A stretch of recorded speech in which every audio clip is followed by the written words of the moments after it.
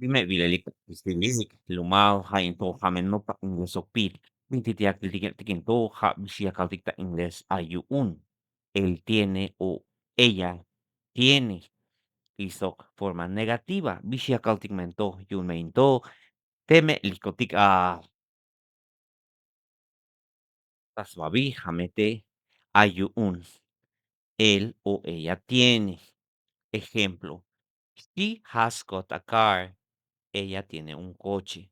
Yamesta akaltik, she's got a car. Melehame hishtek alayash ayanotik. She's got a car. Yamesta akalbetik tasvil. Camila's got a car. Camila's got a car. Tayan, kerem, he has got a bike. Yasta akaltik, he's got a bike. O yahtuntes betik tasvil.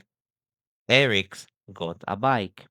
Eric's got a bike. Jame de forma afirmativa has got. Yashbatik Shantayan. Alayakaltik ma yuki un. Él o ella no tiene. Hasn't got. Ya me contesté hasn't got. Ejemplo. She hasn't got a backpack. Ella no tiene una mochila. O ya saca Tasbil. Camila hasn't got a backpack. Takerem. He hasn't got a motorbike. Otras vila kalbetik, Eric hasn't got a motorbike. Hame hijak dicta negativa, hasn't got. Hame un challenge, un práctica. Y menos de 10 segundos ya me vas a responder. Hava has got o hasn't got. Y me into, yo me te likutika. Babi, Antonio a motorbike. Antonio hasn't got a motorbike. Muy bien. Jan. María a book. Maria's got a book. Muy bien. My brother a watch.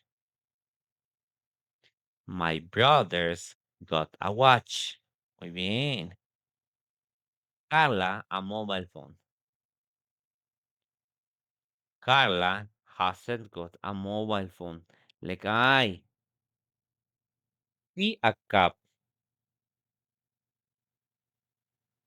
He's got a cup. Lekay.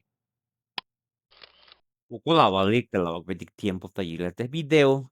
Binti dia ya kalbes vokol hame pasek me bek suscribir y arbek like te video para que hiches 80 ya dik me diktatik ya yil te video para que hiches snopik o anichan o mach uktes kan snopik te ingles into to hame no pa ingles pit y nos vemos en la próxima entrega. Cheers guys.